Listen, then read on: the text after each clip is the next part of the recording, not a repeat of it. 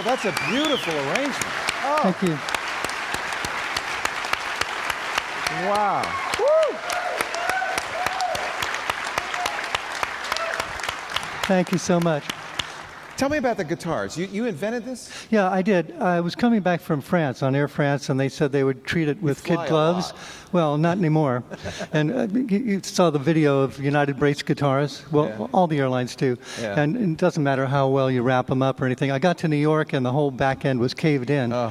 And I thought, if I didn't carry two guitars, if I carried a 6-string, I was carrying a 6 and a 12. Right. If I could get the best components of a 12-string built into a 6-string, that would be great to just have one guitar to take, sort of the one guitar that does everything.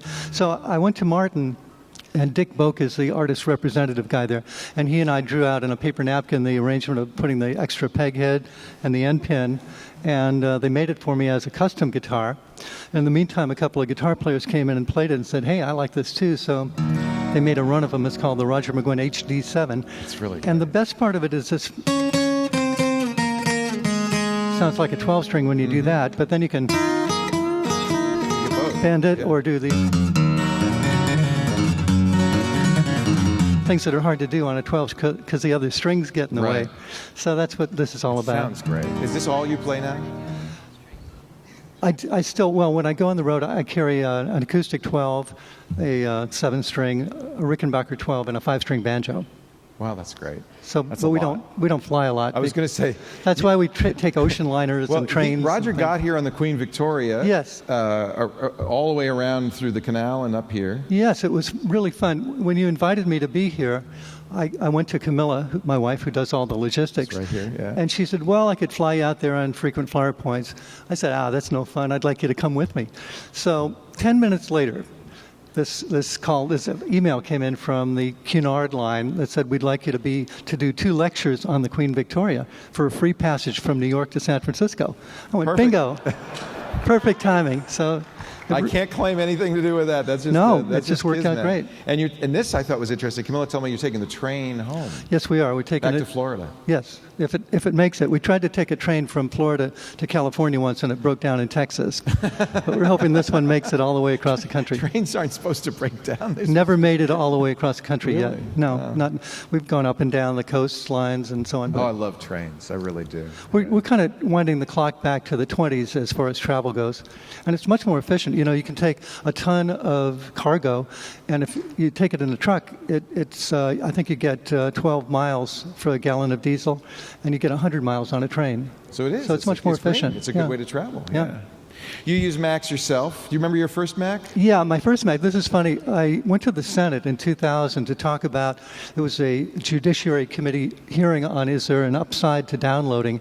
And I said, downloading is bad for big record companies, and it's bad for independent songwriters, but for performers, it's not a bad thing.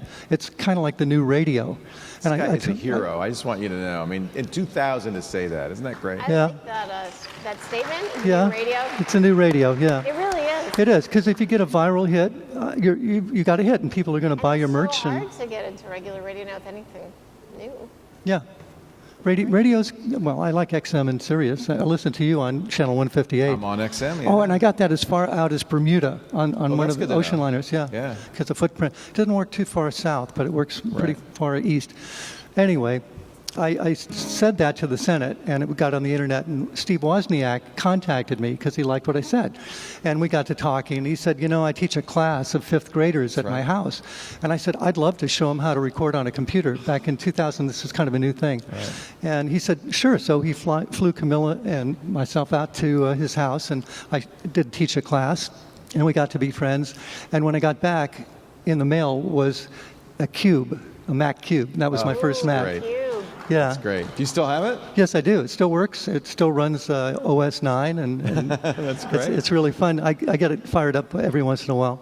And then I have subsequent Macs. I have like 2 or 3 MacBook Pros. I stepped on Camilla's MacBook Pro, And fortunately, Macs can run from external hard drives, so I have it running as a media center on a, because I killed the hard drive and the keyboard, but I've got it running on external USB stuff, and it works great. But I got the new MacBook Pro, the Unibody, and I love that. Isn't that beautiful? Yeah. I record on that. So you're able to do what you would do in a studio with Pro Tools, a Mac. Yeah, yes. And you, in fact, you introduced me to the Samsung USB mics. Yeah, I showed you that, but that broke.